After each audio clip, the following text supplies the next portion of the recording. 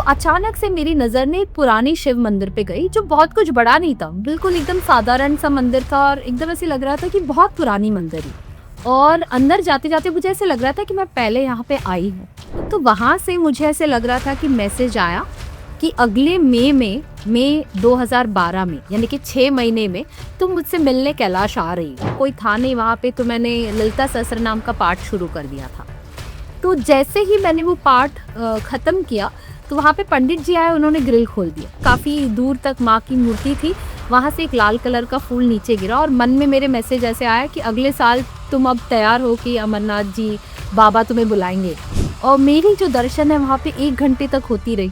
किसी ने मुझे मतलब हिलाया तक नहीं, मुझे ऐसे लगा कि बस मुझे वहाँ पे बिठाया गया और मेरे चारों तरफ पर्दे गिराए गए ताकि किसी को मैं दिखूँ नहीं। और हीलिंग एक लाइफ लॉन्ग जर्नी है जिसे हमें करते रहना होता है, बिकॉज वो होता है ना कि दिवाली की सफाई हम हर साल करें तो ही अच्छा लगता है। खुशियाँ स्टार्ट होती है अपने आप से, ये बहुत ज़रूरी है। मतलब आप हमेशा खिले हुए ताज़े माहौल में एक ऐसा माइंडसेट के साथ रहोगे जहाँ पे आपको हमेशा सुकून महसूस होता है, तभी आप वो सुकून की प्राप्ति दूसरों को भी दे सकते हैं। डॉक्टर लक्ष्मी, आपका बहुत बहुत स्वागत है हमारे चैनल पर।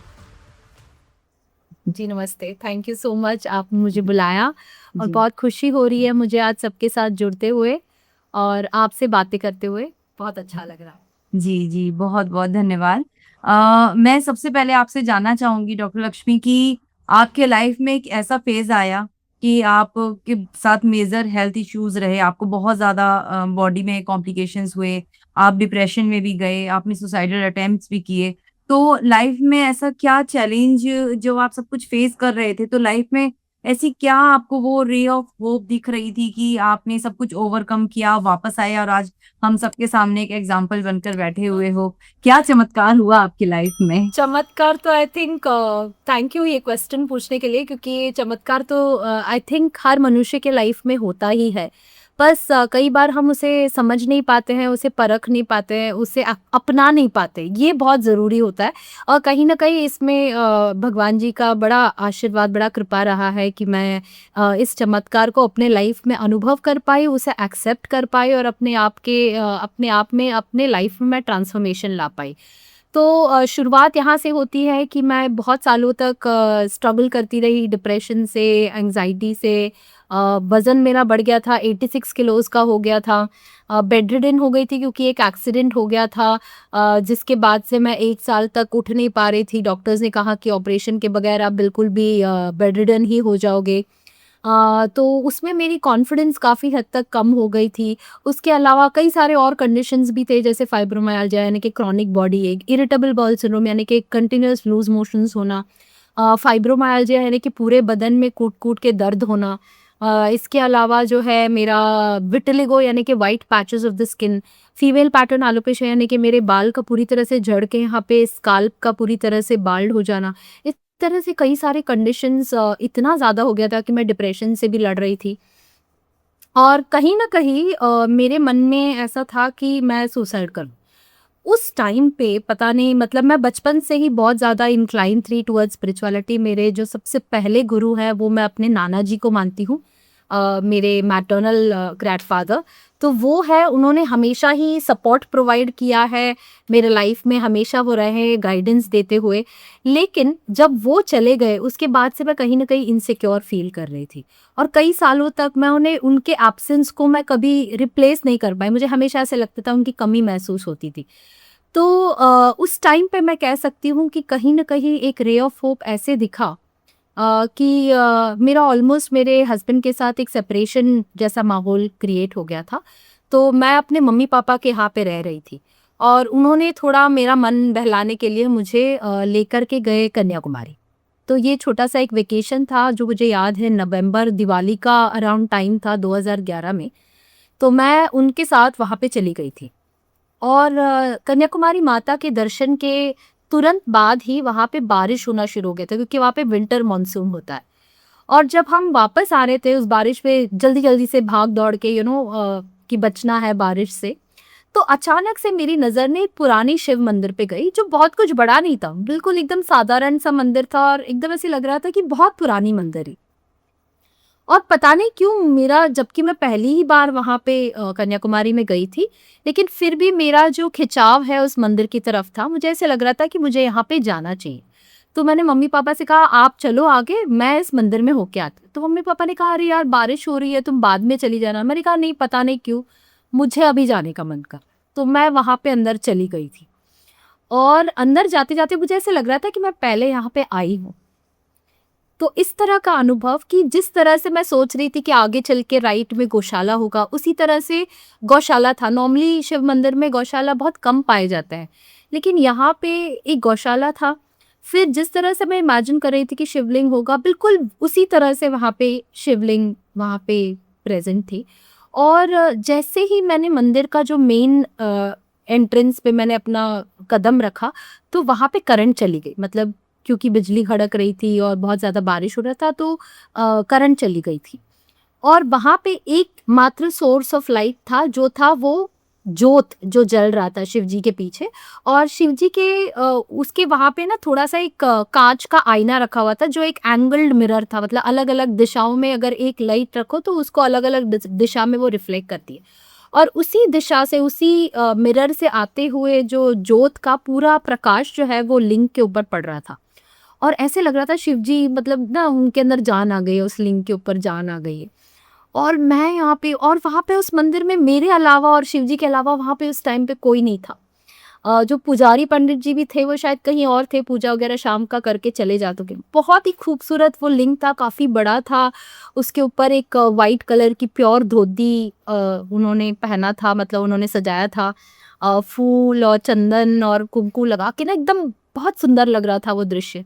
और ऐसे लग रहा था शिवलिंग मेरे से, मतलब शिव जी मुझसे बात कर रहे हैं। तो अंदर से मैसेज आया कि तुम क्या चाहती हो? तो मैंने कहा, मैं बहुत ज़्यादा स्ट्रगल में हूँ, ऐसे डिप्रेशन में हूँ, मुझे इस चीज़ का रास्ता चाहिए। कहीं न कहीं मेरा बहुत सालों से मन है कि इस शारीरिक परिस्थिति के साथ मैं कभी कैलाश जा पाऊँगी या नहीं पता नहीं, बट मन में बहुत है कि मैं वहाँ पे जाऊँ। तो उस टाइम पे थोड़ा-थोड़ा मेरा हेल्थ बेटर होने लगा था, लेकिन फिर भी पूरी तरह से मैं उससे बाहर नहीं निकल पाई थी। तो वहाँ से मुझे ऐसे लग रहा था कि मैसेज आया कि अगले मई 2012 में, यानी कि 6 महीने में तुम मुझसे मिलने कैलाश आ रही। इस तरह का मैसेज मुझे वहाँ से मिला। और मुझे ऐसे लगा, यार मेरा एक तो हेल्थ ठीक नहीं है, मैं बेड रिडन होके अभी जस्ट बाहर आई हूँ। कैलाश का अगर पर्वत का मानसरोवर यात्रा करना है, उसकी परिक्रमा करनी है, तो उसमें कितना स्टेबिलिटी लगता है, कितना स्ट्रेंथ स्टैमिना लगता है, कितनी प्रैक्टिस लगती है। पहाड़ें चढ़नी है, इस कमर, टूटी हुई कमर के साथ मैं कहाँ जाऊँगी?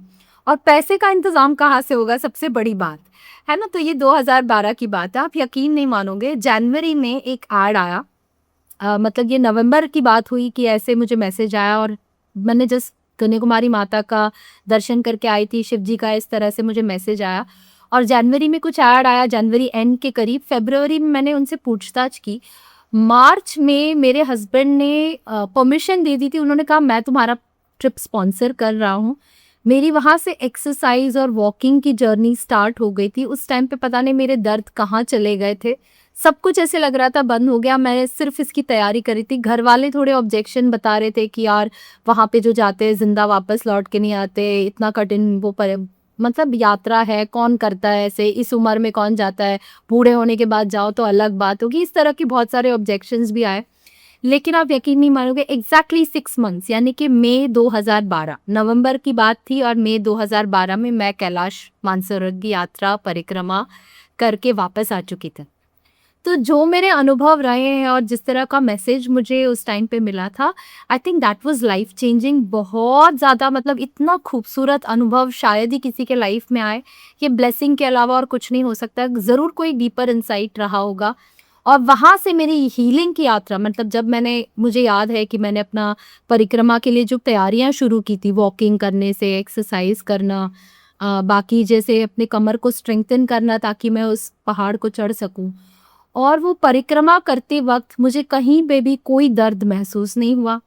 मेरा वज़न जो है, जो 86 किलोज़ का था, वो ऑलरेडी घट के अराउंड 70 किलोज़ तक उस टाइम पे आ गया था।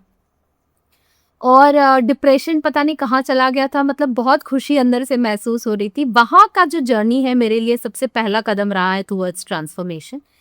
तो ये मेरे लाइफ का सबसे पहला मिरेकल है और मैं मानूंगी कि मतलब जो जिसे मैंने महसूस किया, मिरेकल्स तो शायद और भी बहुत सारे हुए होंगे मेरे लाइफ में, बट जिसे मैंने पूरी तरह से अनुभव करके महसूस किया अपने अंदर से, वो ज़रूर यही रहा है। तो दिस इज़ मतलब कह सकते हैं ना कि ये रह गया मेरे ज़हन में इस तरह से। हाँ। जी, जी, अद्भुत और बहुत ही सुंदर, क्योंकि शिव जी का जो भी प्राचीन जो पुराने मंदिर होते हैं, उनकी जो एक एनर्जी होती है, मैंने सुना है वो बहुत अलग होती है, सभी मंदिरों से बहुत अलग होती है। और शिव जी ने अगर आपको मैसेज दिया था तो वो आपको बुलाना चाहते थे, इसीलिए आप कन्याकुमारी गए, उस मंदिर में आप गए और उस मंदिर से शायद आपका कोई ना कोई पुराना लिंकअप था, इसीलिए आपको पता था कि वहाँ गौशाला है और यहाँ पे शिवलिंग है। आपने ऐसा महसूस किया कि मैंने वहां कभी पहले मैं आई हूँ। तो वो कोइंसिडेंस नहीं है, आप जरूर किसी जीवन में किसी समय पे वहां गए होंगे। तो एक्चुअली मैं बता सकती हूँ कि उसके बाद मेरी ऐसी भी कृपा रही है, शिव जी की कृपा रही है। और मैंने जैसे बताया मेरे पहले गुरु है मेरे नाना जी, उसके बाद शिरडी के साईं बाबा, ये दोनों मेरे बहुत करीब है दिल के। इनको मैं अपना सब कुछ मानती हूँ, मतलब जैसे शिव जी भी हैं, मेरे नाना जी हैं, मेरे साईं बाबा हैं। इन तीनों मतलब जैसे वो ब्रह्मा विष्णु महेश वाला जो रूप होता है ना, इस तरह से इन्होंने हमेशा ही मेरे लाइफ में गाइडेंस दिया है कि मैं आगे जो भी अपना कदम रखूं, उसमें वो गाइडेंस हमेशा प्रकाश डालते रहे कि मुझे आगे कौन सा कदम लेना चाहिए ताकि मैं सही दिशा में आगे बढ़ूं। तो इनका गाइडेंस के बगैर मुझे ऐसे लगता है कि मैं कभी कोई चीज़ कर ही नहीं पाऊंगी। तो इन्हीं के गाइडेंस से मैं, आप यकीन नहीं मानोगे कि ये जो पास्ट लाइफ का जो कनेक्शन है, मैं आज के दिन पे एक पास्ट लाइफ रिग्रेशन थेरेपिस्ट भी हूँ। 600 से भी अधिक मैंने सेशंस कंडक्ट किए हैं, सक्सेसफुल सेशंस लोगों पे, जहाँ पे मैंने उनके जो करंट लाइफ के चैलेंजेस है, उसे अपने पिछले जन्म के साथ कनेक्ट करते हुए उसे रिजॉल्व करने में मैंने लोगों की हेल्प की है। तो यहाँ पे भी मुझे ऐसे लगता है कि वो गुरु की कृपा रही है मुझ पे और शिव जी की कृपा रही है, जिसकी वजह से मैं ये अनुभव लोगों का भी करा पाई हूँ। तो मेरा खुद का अगर शायद अनुभव नहीं होता तो मैं और लोगों का नहीं करा सकती थी। तो कहीं न कहीं डिवाइन ग्रेस ज़रूर यहाँ पे है। जी, जी, बिल्कुल है डिवाइन ग्रेस, तभी आप इस यात्रा में इतने आगे तक जा पाए। जी। आपने 12 ज्योतिर्लिंगों के दर्शन किए हैं, जी। आपने अमरनाथ यात्रा की है, आपने कैलाश यात्रा की है, ऐसी यात्राएं जिनके बारे में हम केवल अभी सोच ही रहे हैं, आप सब कुछ घूम फिर कर आ चुके हो। तो मैंने सुना है कि इन जगहों पर जब भी कोई साधक जाता है और सच्चे मन से जाता है और उसके बुलावे पर तो ही वही जा सकता है, हर कोई नहीं जा सकता उसके बिना बुलाए बिना। तो ऐसे में भी मैंने देखी कि बहुत सारे लोगों के ऐसे अद्भुत अनुभव हुए हैं कि उनकी लाइफ चेंज हो गई। तो बहुत आपने ज़्यादा, अमरनाथ भी बहुत किया, ज़्यादा। आपने कैलाश भी किया, आपने 12 ज्योतिर्लिंग भी की। तो हम चाहेंगे कुछ ऐसे सेलेक्टेड आप हमें वो अनुभव अपने सुनाएं जिसमें आपको मतलब ऐसा लगा कि साक्षात भगवान मौजूद थे या उन्होंने ही सब कुछ करवाया है। कुछ भी ऐसा मिरेकलस हुआ हो आपके साथ? बहुत सारे हैं, मैं कहाँ से शुरू करूँ मुझे समझ में नहीं आ रहा, लेकिन हाँ, कुछ ऐसे यादगार पल मैं आपके साथ ज़रूर और अपने ऑडियंस के साथ भी ज़रूर शेयर करना चाहूँगी। तो एक जो रियलाइज़ेशन मैंने अपने लाइफ में पाया है कि शिव जी के तो मैं बहुत करीब हूँ ही, लेकिन जहाँ पर भी मुझे शिव जी का दर्शन लेना पड़ा है, उससे पहले मुझे ज़रूर और ज़रूर माता जी का दर्शन यानी कि माँ पार्वती का दर्शन भाग्य प्राप्त हुआ है। जैसे मेरा पहला ही शुरुआत शिव जी का दर्शन कैलाश मानसरोवर से ही हुआ था। तो वो मुझे ऐसा लगता है सबसे कठिन वाला जो है उन्होंने सबसे पहले वहाँ पे बुलावा दे दिया कि तुम जो सबसे डिफ़िकल्ट वाला है वो पहले कर लो तो बाकी चीज़ें आसान हो जाएगी अपने आप ही। तो वहाँ पे भी माता कन्याकुमारी का पहले दर्शन हुआ था, उसके बाद मैंने वो यात्रा किया था कैलाश मानसरोवर का। तो उसी प्रकार से मुझे याद है कि जब मैंने अमरनाथ करने का सोचा था तो 2019 में मैंने केदारनाथ करके आ गई थी। और 2020 में मुझे मन था कि मैं अमरनाथ भी कर लूँ कि यार जो डिफ़िकल्ट यात्रा है जल्दी-जल्दी ख़त्म कर लूँ, तो उसके बाद जो 12 ज्योतिर्लिंग हैं यहाँ वहाँ पे ही है, तो लैंड में है तो हम कर पाएँगे ईज़िली। तो तब तक मेरे काफ़ी और ज्योतिर्लिंग भी हो गए थे, लेकिन ये वाली थी। तो 2020 में कोविड आ गया, हम कहीं नहीं जा पाए। फिर 2021 में भी अमरनाथ का द्वार खुला नहीं था बिकॉज़ कोविड का सेकंड फ़ेज़ वहाँ पे चल रहा था। तो मैं कहीं न कहीं मतलब मन में बड़ा अफ़सोस हो रहा था कि यार मैं जा नहीं पाई, पता नहीं और कितना देर लगेगा, कितने साल और लग जाएँगे, बुलावा कब आएगा, बुलावा कब आएगा। तब अचानक से अराउंड अगस्त सितंबर के करीब मेरे मन में एक ऐसा सपने जैसा आया, जहाँ पे मुझे बुलावा आ रहा है गोवा के शांतादुर्गा मंदिर से। और शांता दुर्गा जो है वो भी माँ पार्वती का ही स्वरूप है, तो दुर्गा माता का ही रूप है वो। तो उस मंदिर में जाने का बड़ा मन करता है मुझे। तो मैं अपने हस्बैंड को कहती हूँ चलो चलो गोवा चलो। मेरे हस्बैंड कहते हैं तुम्हें क्या हो गया अचानक से गोवा क्यों जाना है तुम्हें, तुम तो कभी ऐसे गोवा वगैरह नहीं जाती हो। तो मैंने कहा वहाँ पे जाना है मुझे शांता दुर्गा मंदिर में। अब लोग जनरली गोवा के बारे में सोचते हैं तो बीच पार्टी के बारे में सोचते हैं, और मैं यहाँ पे मंदिर के बारे में सोचने लगी है। तो वैसे तो मेरे हस्बैंड बहुत ज़्यादा धार्मिक तो नहीं है, लेकिन वो ऐसे कभी मना भी नहीं करते किसी चीज़ में ना। वो मतलब जब भी मैं पूजा पाठ करती हूँ तो कहते तुम भी मेरे मेरे बिहाफ में भी तुम पूजा कर लेना, तो मेरी भी प्रार्थना तुम्हारे साथ ही पूरी हो जाएगी, मुझे अलग से प्रार्थना करने की ज़रूरत नहीं है। लेकिन वो हर चीज़ में सपोर्ट ज़रूर करते हैं। तो उन्होंने कहा अच्छा ठीक है, मन है तुम्हारा, चलते हैं। और वो हम गए गोवा में गए, और जब शांता दुर्गा माता मंदिर में हम दर्शन करने के लिए गए तो वहाँ पे अराउंड 11 बज चुका था। तो मंदिर का जो द्वार तो खुला था, लेकिन जो माँ का जो दर्शन जहाँ पे उनकी मूर्ति रखी गई उसके बाहर एक ग्रिल लगा हुआ था। तो हम ग्रिल से ही माँ को देख पा रहे थे। दर्शन तो हो रहा था लेकिन वो गेटेड वाला दर्शन था। तो पता नहीं वहाँ पे जाने के बाद ना बड़ा सुकून महसूस हो रहा था, कोई था नहीं वहाँ पे। तो मैंने ललिता सहस्त्रनाम का पाठ शुरू कर दिया था। तो जैसे ही मैंने वो पाठ खत्म किया तो वहाँ पे पंडित जी आए, उन्होंने ग्रिल खोल दिया। और जैसे ही उन्होंने वो ग्रिल खोला तो सामने मतलब कुछ था तो है नहीं, बट जैसे ही उन्होंने ग्रिल खोला काफ़ी दूर तक माँ की मूर्ति थी, वहाँ से एक लाल कलर का फूल नीचे गिरा। और मन में मेरे मैसेज ऐसे आया कि अगले साल तुम अब तैयार हो कि अमरनाथ जी बाबा तुम्हें बुलाएंगे। तो मेरा दर्शन कर लिया है ना तुमने, तो तुम अब बाबा के दर्शन करने अगले साल चली जाओगी। ये हुआ अराउंड सितंबर 2021। और अप्रैल 2022 जब अमरनाथ की पहली यात्रा वहाँ पे शुरू हुई, मैं वहाँ पे थी। तो तो इस तरह का जो कनेक्शन है मुझे मतलब महसूस हुए हैं, एहसास हुआ है, मतलब इस चीज़ को मैंने अनुभव किया। तो मैं बहुत ज़्यादा अपने आप को खुशनसीब मानती हूँ, क्योंकि उनका दर्शन, कृपा, आशीर्वाद हमेशा ही मुझ पर बना रहा है। अब मैं बताती हूँ कि अमरनाथ वाली यात्रा के टाइम पे स्ट्रगल वहाँ पे, मतलब मैं वहाँ पे थी तो ये अलग बात है, लेकिन 2022 में पता नहीं, शायद लोगों को याद होगा नहीं होगा, उस टाइम पे बड़ा न्यूज़ चला था कि क्लाउड बर्स्ट हुआ है और 30-40 लोगों की मौत हो गई है, कुछ लोग गायब हो गए, दिखाई नहीं दे रहे हैं। और ये हुआ था आई थिंक 7 अप्रैल या 9 अप्रैल, इस तरह से कुछ हुआ था। और मेरा जो फ्लाइट था वो हाँ, ये 7 अप्रैल को हुआ था, 9 अप्रैल की मेरी फ्लाइट थी और मुझे वहाँ जाना था। 11 अप्रैल का कुछ मेरा दर्शन था वहाँ पे अमरनाथ में। तो 7 अप्रैल को जब ये हुआ तो घर वाले फिर वही मेरे इन लॉज पर्टिकुलरली कि अरे रे मत जाओ, पता नहीं अब वहाँ पे क्लाउड बर्स्ट हुआ है, भीड़ बहुत होगी वहाँ पे, और भी होने के चांसेस होंगे, मौसम खराब है, तो पता नहीं क्या। मैंने कहा चाहे कुछ भी हो जाए मैं तो जा रही हूँ। और तब मेरे हस्बैंड सेलिंग, मतलब वो मर्चेंट नेवी में है, तो उनका फ़ोन आया था। वो उन्होंने सिर्फ एक चीज़ कही, उन्होंने कहा मुझे पता है कि तुम्हें ऑलरेडी पता होगा कि वहाँ पे क्लाउड बर्स्ट हुआ, उसके बावजूद भी तुम जाओगी ये भी मुझे पता है, तो तुम जाना, शिव जी का कृपा तुम्हारे पास हमेशा रहेगा और तुम सही सलामत वापस लौट आओगी, इस चीज़ का भी मुझे मतलब आई एम कॉन्फिडेंट। तो इस तरह से उन्होंने दिलासा दे दिया, काफ़ी मतलब अच्छे से उन्होंने सपोर्ट किया। तो मैं चली गई और गई वहाँ पे, तो बहुत ज़्यादा, मतलब 11 तारीख को तो हमारा दर्शन नहीं हो पाया था। 13 तारीख को वहाँ पे द्वार खुला, और क्योंकि 13 तारीख को द्वार खुला, 7 से लेके 13 तक के जितने भी लोग वहाँ पे वेट कर रहे थे दर्शन के लिए, तो नॉर्मली जो है एक दिन में उनका पास होता है कि सिर्फ 10,000 लोगों को ही एक रूट पे, एक बालताल वाले रूट से और दूसरा जो रूट है वहाँ से सिर्फ 10-10 हज़ार लोगों को वो लोग भेजते हैं। लेकिन उस टाइम पे क्योंकि 7 से लेके 13 तक सारा बंद था, तो जितने भी यात्री वहाँ पे वेट कर रहे थे 7 तारीख से लेके 13 तारीख तक, उन सबको उन्होंने अलाउ किया था। तो आप सोच सकते हो कि भीड़ कितनी है, मतलब चलने तक का भी वो नहीं था। तो मुझे याद है मैं रात के 1 बजे, अब सुबह मतलब एकदम रात के 1 बजे हम लाइन में खड़े हो गए थे। 3 बजे से वहाँ पे मतलब वो ये करते हैं, मतलब पास होता है, आर्मी वाले पूरा चेकिंग करते हैं, उसके बाद वो अलाउ करते हैं पास को वेरीफाई करने के बाद। तो 2 घंटे लाइन में खड़े रहने के बाद 3 बजे को गेट खुला। उसके बाद कुछ टाइम के बाद बहुत ज़्यादा उनको मैसेज मिल गया कि और यात्री वो ले नहीं सकते। लकीली हम अंदर चले गए थे, उसके बाद ये बंद हुआ।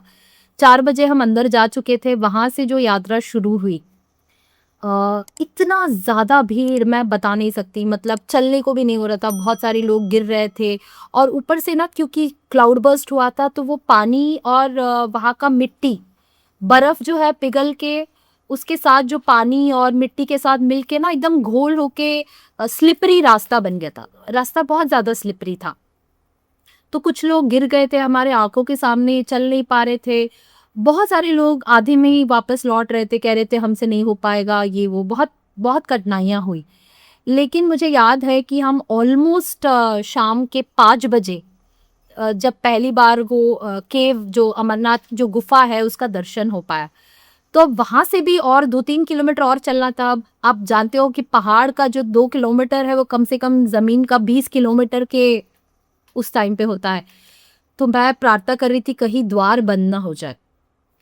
और क्योंकि वहाँ पे उस दिन भीड़ था, नॉर्मली 6 साढ़े 6 बजे बंद कर देते हैं। और वक़्त भी इतना लगा क्योंकि मतलब रास्ता ही इतना ख़राब था कि चल ही नहीं पा रहे थे। हम अपने स्पीड को अगर चाहकर भी हम उसको बढ़ा नहीं पा रहे थे।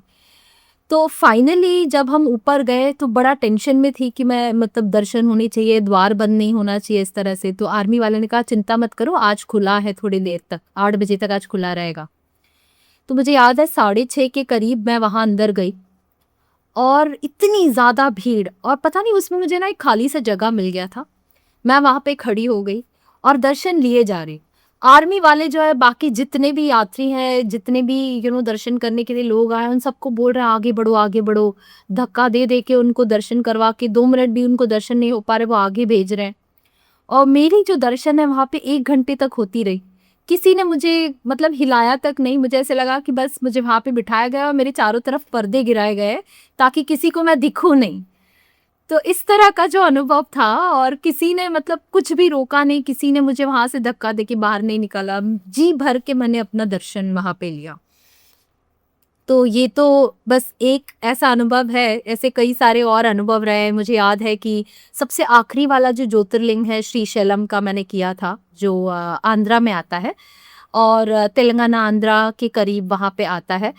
तो उससे भी पहले मेरी माँ कामाख्या का दर्शन मैंने कराया था। मतलब आई थिंक मई महीने में मैंने कामाख्या का दर्शन किया और उसी साल के सितंबर अक्टूबर में मैंने जो है श्रीशैलम का दर्शन किया था।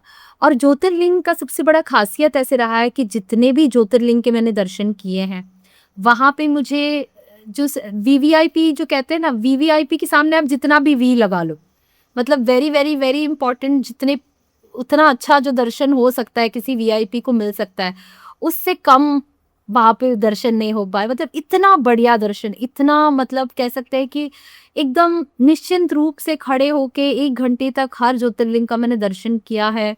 मुझे याद है भीमा शंकर जब हम गए थे तो जस्ट कोविड के बाद जस्ट तभी खुला ही था, फ़रवरी 2021 में मैंने भीमा शंकर का दर्शन लिया था।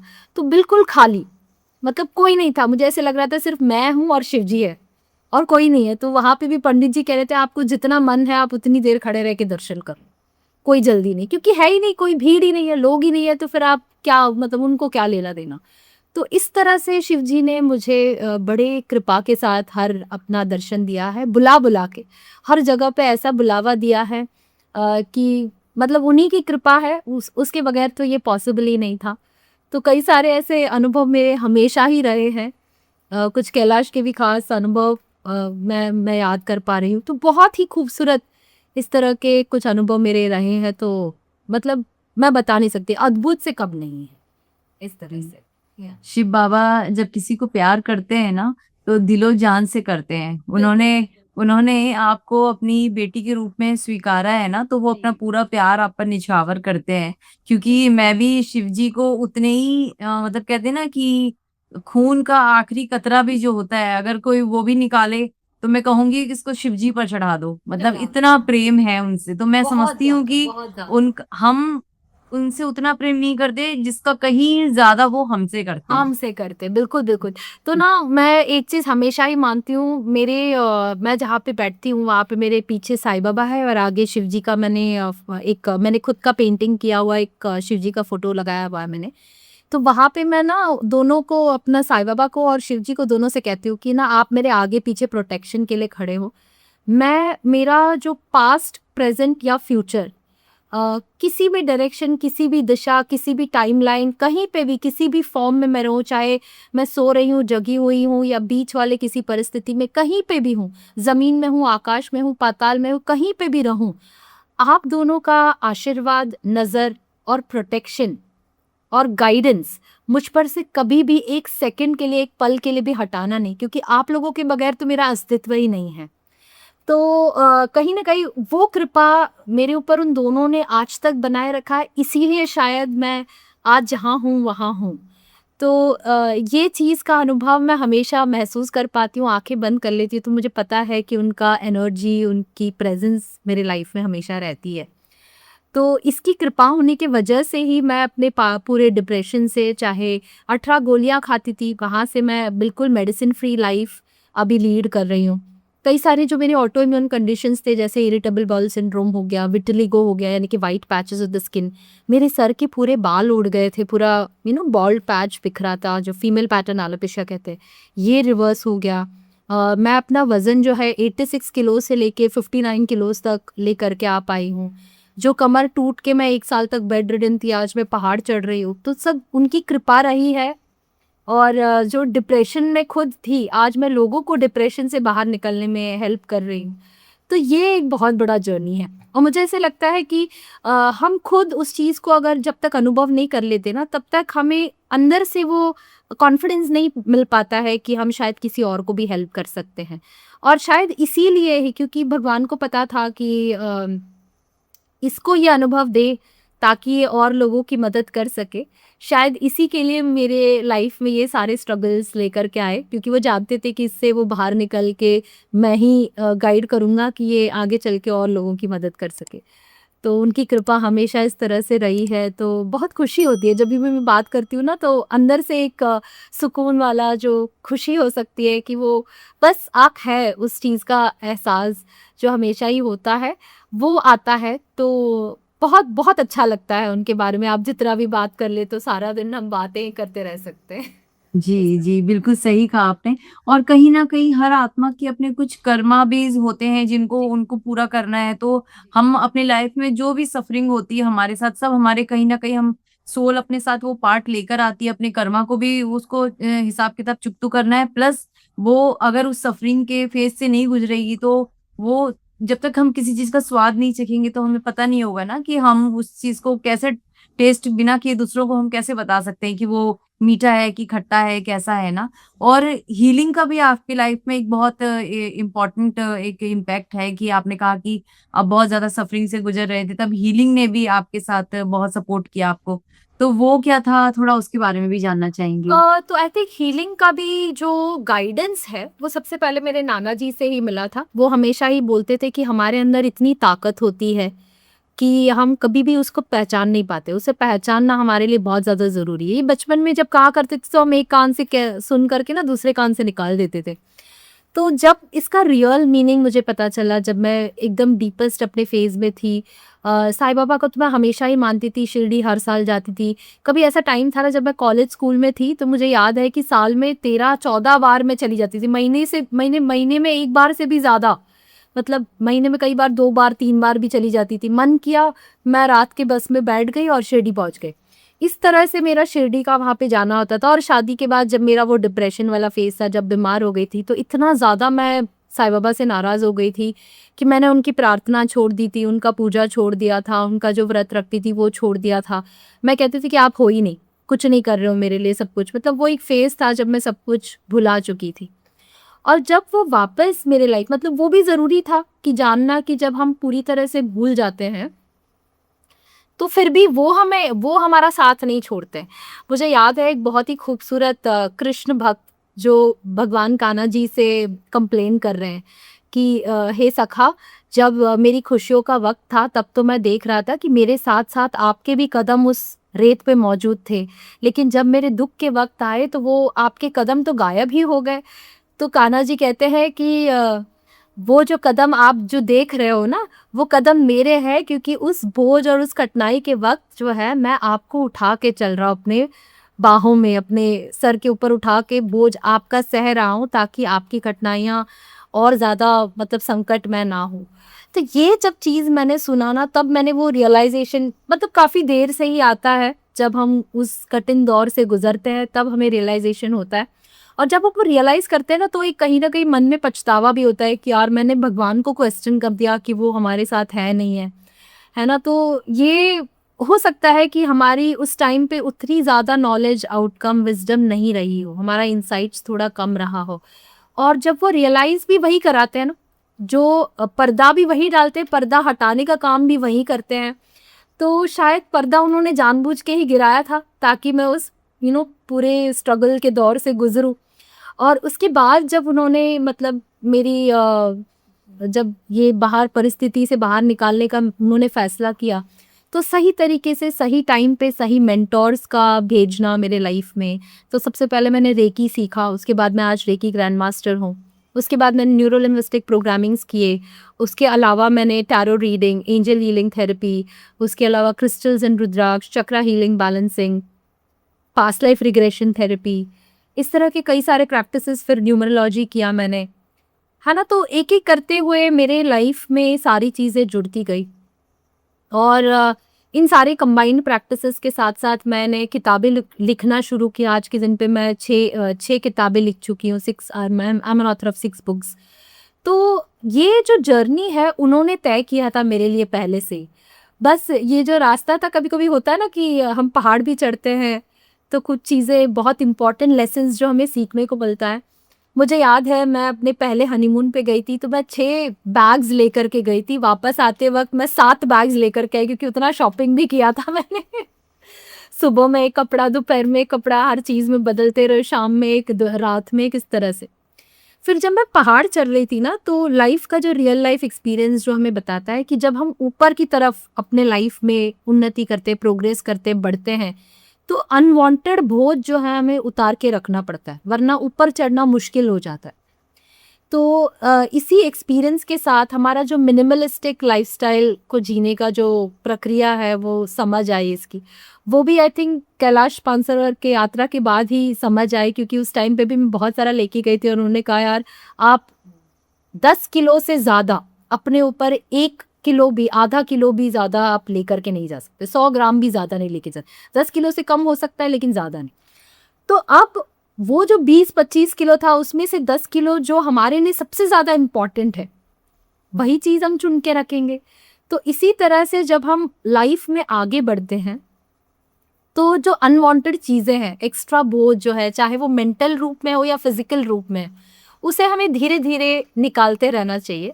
तभी ही हम प्रोग्रेस कर सकते हैं। इस चीज़ का भी जो सीख है, वही पहाड़ के उस एक्सपीरियंस से मुझे मिला। और आई थिंक शिव जी और साईं बाबा ने ही दिया है। उनकी कृपा के बगैर तो वो भी पॉसिबल नहीं था। तो आज मुझे पता है कि मैं कहीं अपनी फैमिली के साथ हॉलिडे में भी जाती हूँ। जैसे हम नवंबर महीने में वियतनाम गए थे। तो मेरा जो पूरा सूटकेस का वज़न था, वो 10 किलो था। तो अब वो कॉन्शियसनेस में आ गया है कि भाई अनवांटेड चीज़ों को नहीं कैरी करना चाहिए, क्योंकि जब हम लेके जाते हैं, हो सकता है उसमें से भी 1-2 हम कभी पहनने का मौका ही ना मिले। तो जितना ज़रूरत है हमारे लाइफ में, सिर्फ उतने ही चीज़ों को, चाहे हमारे सोच में हो, हमारे प्रैक्टिसेस में हो, हमारे कपड़े में हो, मटीरियलिस्टिक हो, इमोशनल हो, मेंटल हो, हर लेवल पे हमें सिर्फ उतना ही कैरी करना चाहिए जितना हमें ज़रूरत है। जो चीज़ें, मतलब कई बार ऐसा होता है ना इंसान का कि 20 साल पहले तुमने मेरे साथ ये किया था, और उस चीज़ का हम अभी भी याद करते हुए उसका ग्रज निकालते हैं। और मुझे ऐसे लगता है, यार उस चीज़ का जो बोझ आप कैरी कर रहे हो, वो तकलीफ आप ही को दे रही है ना, कि आप 20 साल के बाद भी उस कड़वी मोमेंट को आप याद रखते हुए अपने मन को आप ठेस पहुंचा रहे हो, अपने आप को ठेस पहुंचा रहे हो। तो ये चीज़ का जब रियलाइजेशन हो जाता है, यहाँ से शुरू होती है असली हीलिंग। तो हीलिंग जो है ना, ये ऐसा नहीं है कि आप हीलिंग आपने कर लिया तो ये आपकी जर्नी खत्म हो गई, इसके बाद और किसी चीज़ की ज़रूरत नहीं है, ऐसा नहीं होता है। हीलिंग एक लाइफ लॉन्ग प्रोसेस होता है, एक लाइफ लॉन्ग जर्नी होती है, जिसे हम सीखना शुरू करते हैं। उसके बाद हम हर दिन, हर पल अपने आप को मॉडिफाई करते हैं, ट्रांसफॉर्म करते हैं। और हीलिंग एक लाइफ लॉन्ग जर्नी है, जिसे हमें करते रहना होता है। बिकॉज़ वो होता है ना कि दिवाली की सफाई हम हर साल करें तो ही अच्छा लगता है। और याद है मुझे अपने बचपन में, जहाँ पे हम साल में हमको 2 कपड़े मिलते थे, एक बर्थडे पे, एक दिवाली पे। और आज है कि बच्चे हर हफ्ते 2-2 कपड़े खरीद लेते हैं। मिंत्रा से, ऑनलाइन वाले अमेज़न से शॉपिंग कर लेते हैं, है ना? तो अभी हमारी जो सफाई है साल में 1 बार होगा ये काफ़ी नहीं है। हमारी सफाई रोज़ की होनी चाहिए, सिर्फ़ बाहरी रूप में नहीं, अंदरी रूप से भी। ये बहुत जब हम जान लेते हैं इस चीज़ का, हमें एहसास हो जाता है, आई थिंक वहाँ से स्टार्ट होती है हीलिंग की जर्नी। और सिर्फ स्टार्ट ही होती है क्योंकि ये कभी हमारे अंत तक ख़त्म नहीं होगी। अब ये भी जब अगर हम जान लेते हैं तो वो प्रोसेस और ज़्यादा आसान हो जाता है, और लोग जो है अपना मतलब परिश्रम, नई सीख अपने हीलिंग के जर्नी में करते रहते हैं। और वो जर्नी जो है आपको हर कदम पे एक और लेवल ऊपर तक लेके जाती है। पर हम कभी ये नहीं कह सकते कि हम सबसे ऊपर में पहुंच गए, क्योंकि उस लेवल तक पहुंचने के लिए एक तो उनकी कृपा तो है हम पर, हमेशा बनी रहती है, लेकिन वहां पे अगर हम पहुंच गए ना तो फिर अहम बैठ जाए। और असली हीलिंग सिर्फ वहीं पे है जहाँ तक हम समझे कि हम हम्बल रहे, नोबल रहे। हमारी जो पर्पस है इस जर्नी में, इस लाइफ के, कि हम इसे कुछ चीज़ों के शक्तियाँ हमारे पास उसी परमात्मा ने दी है, तो उसका सही उपयोग करते हुए लोगों के सेवा में, खुद की सेवा में, मतलब लोगों की सेवा शुरू होती है जब हम खुद की पहले सेवा कर लें, खुद का ख्याल रखें, क्योंकि आप स्वस्थ हो तभी तो आप और लोगों की मदद कर सकते हो, आप खुश हो तभी तो और खुशियां आप फैला सकते हो। तो खुशियां स्टार्ट होती है अपने आप से, ये बहुत ज़रूरी है। मतलब आप हमेशा खिले हुए ताज़े माहौल में एक ऐसा माइंडसेट के साथ रहोगे जहाँ पे आपको हमेशा सुकून महसूस होता है, तभी आप वो सुकून की प्राप्ति दूसरों को भी दे सकते। तो ये चीज़ मैंने सीखा है, और इसी तरह से मेरा हीलिंग अनुभव में कई सारे मेरे गुरु आए जिन्होंने मुझे सिखाया बहुत खूबसूरत तरीके से। अभी भी मैं सीख रही हूँ, कभी मेरा सीखना बंद नहीं होगा। मैं मानती हूँ कि I will always remain a student for life. तो ये बहुत ज़रूरी है कि हम हमेशा पहले विद्यार्थी बन के सीखते रहें, ताकि हम इस जर्नी में और आगे प्रोग्रेस करते रह सकें। और गाइडेंस और कृपा तो फिर है है ही। ही भगवान जी की। हाँ। Right, right. आज आपने इतने साधारण मतलब शब्दों में बहुत ही लाइटली आपने चीजों को बताया, लेकिन उस जो बातों का जो वेट था वो बहुत ऊंचा है, मतलब बहुत गहरा है। आपने बहुत आसान शब्दों में चीजों को बताया है, अगर समझने वाले उसे अपने लाइफ में इम्प्लीमेंट करते हैं। जैसे आपने एग्जाम्पल बताया कि जब हम ऊपर चढ़ते हैं तो बोझ कम करना होता है, तभी हम ऊपर चढ़ पाएंगे। तो हम सबकी यात्रा एक्चुअली ऊपर की ओर ही बढ़ रही है। बिल्कुल। बस हम अपने ऊपर से जैसे जैसे अपनी पीलिंग करते जाएंगे, अनवांटेड चीजों को जी। हटाते जाएंगे, हम हल्के होते जाएंगे और ऊपर बहुत आसानी से चढ़ते तो जाएंगे ना। ये तो मैंने आपको एग्जाम्पल दिया at the physical level, hmm. But हमारे रियल लाइफ का जो मकसद होता है वो होता है परमात्मा के साथ एकजुट हो जाना। और उस परमात्मा के साथ अगर एकजुट होना है, हमें मुक्ति प्राप्त करनी है, मोक्ष प्राप्त करना है, तो हम सिर्फ फिजिकल बोझ की ही नहीं, हर लेवल के बोझ की हम बात कर रहे हैं। तो जो एग्जाम्पल्स मैं देती हूँ ये तो मेरे रियल लाइफ अनुभव में उसी परमात्मा ने दिलाया है, तो मैं अनुभव कर चुकी हूँ। और क्योंकि मैं उसे अनुभव करके बाहर आई हूँ, तो मुझे ऐसा लगता है कि इसका शेयरिंग अगर मैं लोगों के साथ करूँ तो शायद कहीं लोगों को एक इंस्पिरेशन मिल जाए, एक मार्गदर्शन मिल जाए कि इस तरह से करने से और हमारी लाइफ बेहतर हो सकती है।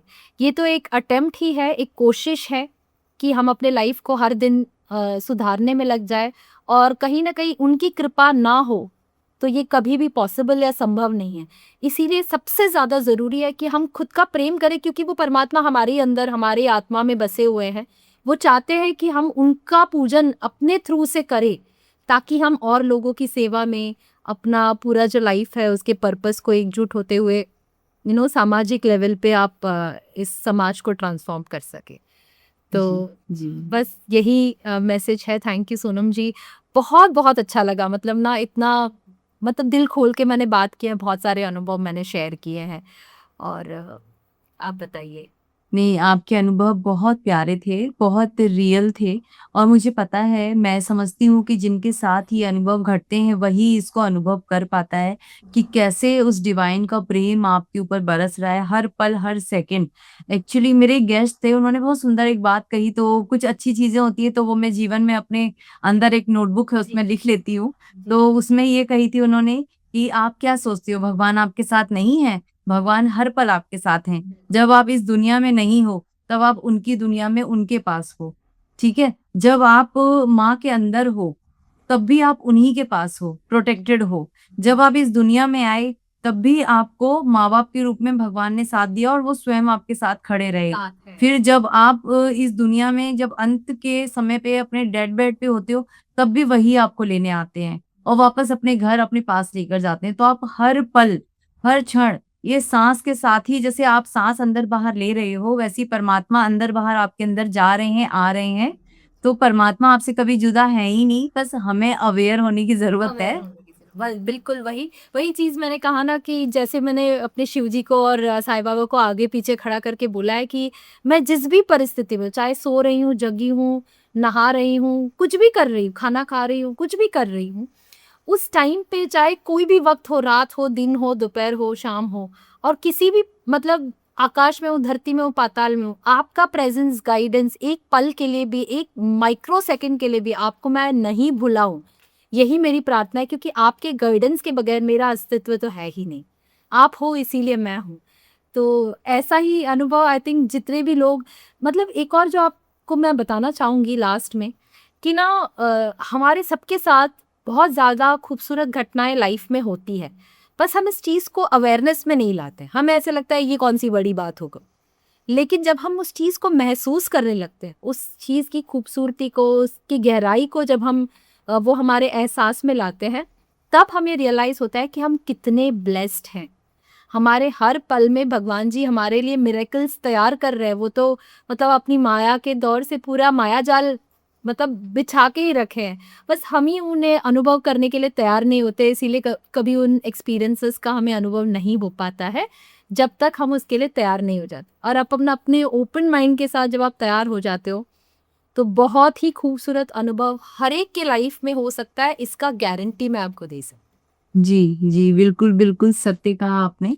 और हमें जब तक एक्चुअली क्या होता है ना, जब तक आप किसी चीज़ को अनुभव करने के लिए पहले आपको उस चीज़ में उतरना पड़ेगा ना, पानी ठंडा है या गर्म है, पहले हमें उस पे हाथ लगा के देखना पड़ेगा ना। हूँ। तो परमात्मा लोग डाउट तो बहुत जल्दी कर देते हैं और क्वेश्चन बहुत ईज़िली आ जाता है कि भगवान केवल तुम्हारी मदद करते हैं, मैंने जीवन भर भगवान को पूजा, मेरी तो कोई मदद नहीं करी है, ऐसा कुछ नहीं होता, कोई भगवान-वगवान नहीं होते। तो मैं केवल उनसे यही एक सिंपल सी बात रखती हूँ कि आपने डाउट किया भगवान पे तो भी भगवान को कोई फ़र्क नहीं पड़ा। नहीं, भगवान तब भी हैं, अब भी हैं और आगे भी रहेंगे, आगे भी है रहेंगे। ना? बस खाली हमें अपने कर्मों को देखना है, अपने आप को देखना है कि क्या मैं उस लायक हूँ कि मैं भगवान को जज करूँ? भगवान ने तो मुझे रच के सबसे बड़ा कर्म मेरे लिए सबसे अच्छी चीज़ की कि उन्होंने मुझे रचा। अब अगर रचने के बाद भी मैं उन्हें डाउट करती हूँ कि वो है, तो फिर इसका तो कोई इस रोग का कोई इलाज नहीं, कोई कोई नहीं है, डॉक्टर नहीं है। सही बात है। और बहुत अच्छा लगा आज आपसे मिलके, आपके बहुत-बहुत अनुभवों को धन्यवाद। सुनकर। और एक चीज़ बहुत अच्छी लगी कि आप शिव बाबा को इतना प्यार करते हो और साईं बाबा से भी आपको इतना अच्छा प्रेम है। और मेरी लाइफ में भी शिव जी तो मेरे बचपन से ही जब से मतलब मेरे को भगवान जी के बारे में एबीसीडी पता चली तो क्योंकि मेरी मम्मी शिव भक्त थी, पापा हनुमान जी के भक्त थे, तो एक तरीके से दोनों एक ही एक ही है, एक ही है। एनर्जी को थे, तो मैंने भी शिव जी को पकड़ लिया बचपन से, फिर वो डोर कभी छोड़ी नहीं। और फिर समय के साथ एक टाइम आया लाइफ में, फिर साईं बाबा की एंट्री हुई, तो साईं बाबा अच्छा, की भी बहुत बहुत ब्लेसिंग्स हैं। बढ़िया। हाँ, और मेरी जो सबसे छोटी वाली सिस्टर है वो तो साईं बाबा की ही मतलब बहुत अनन्य भक्त जिसको बोलते हैं। हाँ, तो हमारे यहाँ तो साईं बाबा की और शिव बाबा के और हनुमान जी के सबके हनुमान जी भक्त के हाँ, हमारे हाँ, घर में ही बिल्कुल, है। बिल्कुल ऐसा ही है। हमें मुझे मेरे लाइफ में तो पहले साईं बाबा आए, फिर शिव जी जो है थोड़ी देर के बाद ही आए। लेकिन मुझे याद है कि मैं अपने नाना जी के साथ हर सोमवार को शिव जी के मंदिर में जाती थी खाली पैर और उनके ऊपर दूध चढ़ा के, जल चढ़ा के आती थी। तो वो अनुभव, वो एहसास हमेशा रहेगा, उनका प्यार और उनकी कृपा दोनों की हमेशा रही है और इस चीज़ की मुझे बहुत ज़्यादा खुशी है। मन से मैं उनको धन्यवाद करती हूँ कि मेरे भगवान जी मुझ पर इतना ज़्यादा कृपा बनाए रखे हैं। और उसी के मतलब उसी डायरेक्शन में मुझे ऐसे-ऐसे लोगों के साथ भी जोड़ा है, जिनके साथ मैं अपने अनुभव शेयर कर सकूँ, जैसे आज मैं आपके साथ शेयर कर रही हूँ। तो बहुत ज़्यादा अच्छा लग रहा है। बहुत-बहुत धन्यवाद सोनम जी कि आपने मुझे इनवाइट किया और आपने मुझे ये मौका दिया कि मैं अपने अनुभवों को अपने दर्शकों के साथ, आपके साथ, सबके साथ शेयर कर सकूँ ताकि लोग भी एहसास कर सकें, महसूस कर सकें कि ऐसे अनुभव उनके लाइफ में भी हो सकते हैं। ऐसे चमत्कार उनके लाइफ में भी संभव है। तो इस चीज़ के पॉसिबिलिटीज़ को ओपन करने के लिए उन्होंने एक और मौका दिया है। ये भगवान जी की कृपा है। बहुत बहुत दिल से आपका आभार। बहुत बहुत ओम नमः शिवाय, हर हर ओम नमः महादेव। शिवाय, हर हर महादेव।